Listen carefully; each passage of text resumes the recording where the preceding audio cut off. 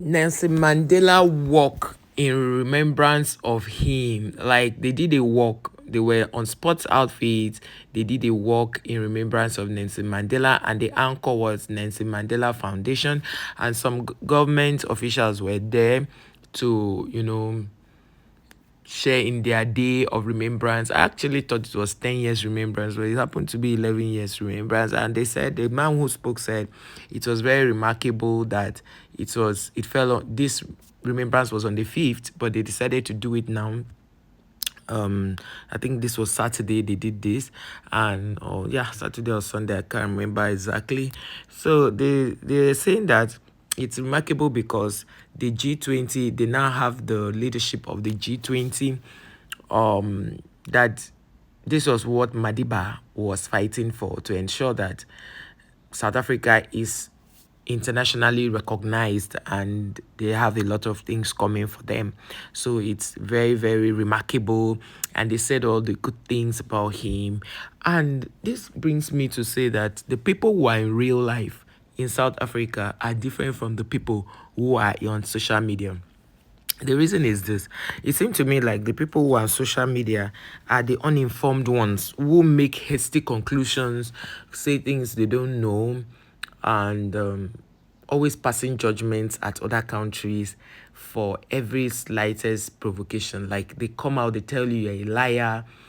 There are things you should be canvassing for. Madiba stood for something. Madiba knew that's Nelson Mandela is the person called Madiba.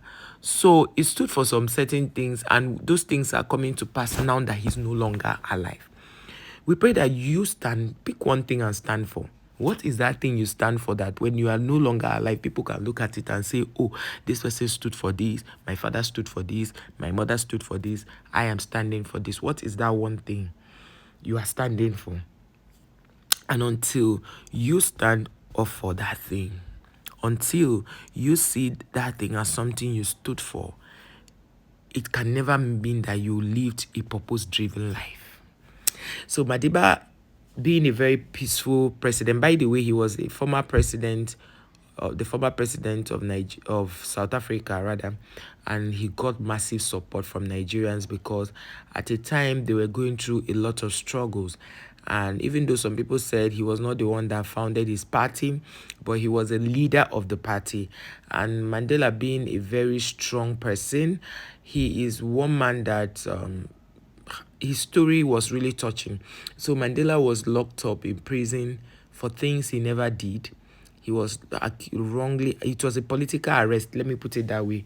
He was, and then the song, one song artist in South Africa sang the song and said, in the year 1963.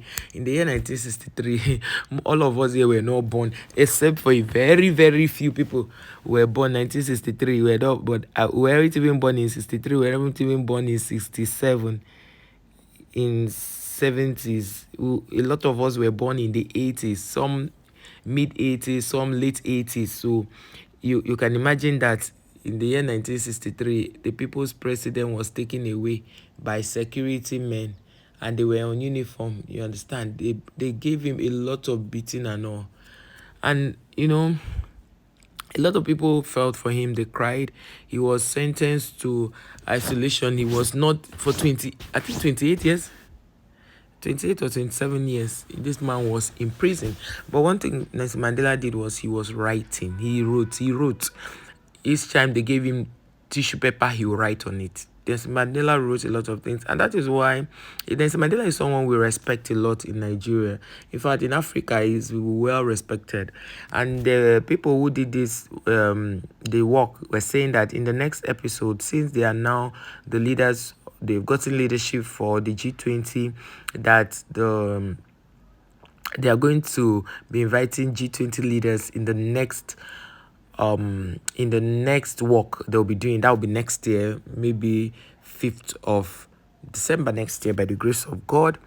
And they'll be inviting the G20 leaders to join them in this particular one. And because it will be more remarkable, because this one, it happened at the time they've given them the leadership, and then next year they will already be on board. So they will be inviting them to join the work.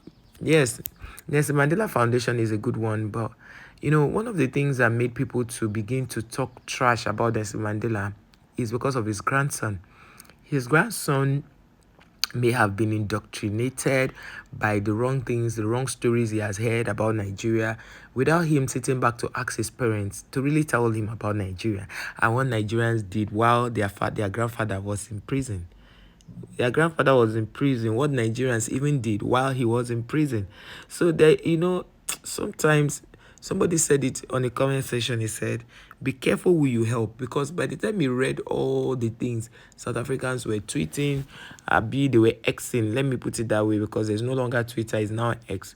And he read what they were posting on X, read what they were posting on other social media platforms on a blog. He just commented. He said, this is a this is why we say be careful who you help. Be careful who you help, because so that your help will not turn out to be something else. How can these people be so disrespectful? How can they be this rude?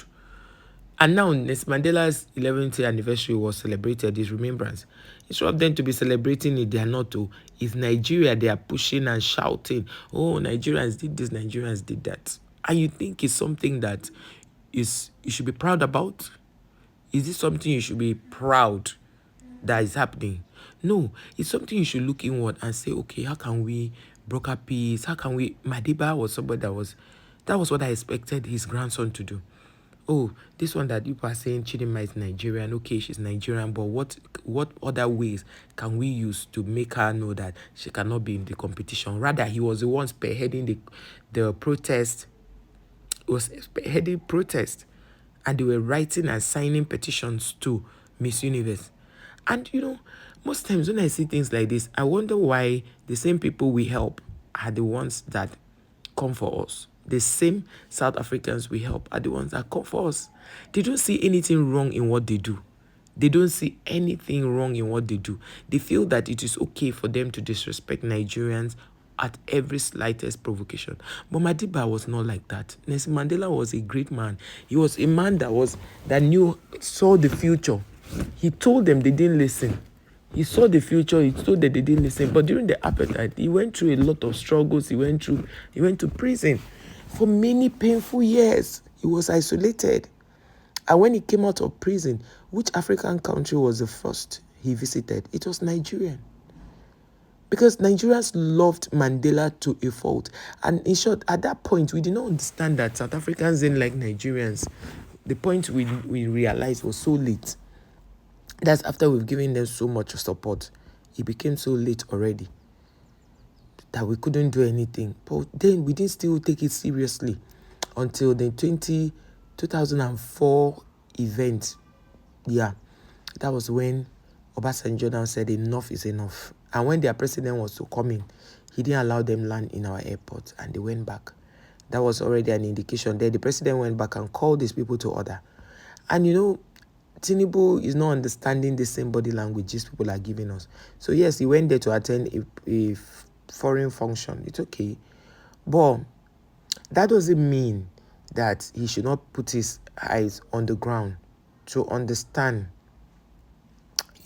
what's really going on. Because these people had given Nigerians bad names. These people have gone to the point where they change their names to do some kind of terrible things. And when they ask them, they'll tell you they are Nigerians. The people need to tell them to show passport because they don't speak like Nigerians. Nigerians have a way they speak. Nigerians speak very clear. We don't twist anything. We are very clear on how we speak. If Nigerians want to speak British English, they speak. Any English Nigerian wants to speak, with the tongue they want to speak, they speak it. But we do not change who we are because we want to paint another country bad. So you guys should be about celebrating Mandela and what he stood for. It's not just celebrating him by mouth, celebrating by what he stood for. The people he looked out for. Those are things we should celebrate Mandela for. So I just said, well, may Mandela continue to rest in perfect peace, because he was a hero while he was alive. And I hope that those of you who are cursing out Nigerians will also be heroes, and people will talk good about you when you are no longer on this side of eternity. Thank you guys for watching this video. See you in our next one. Bye.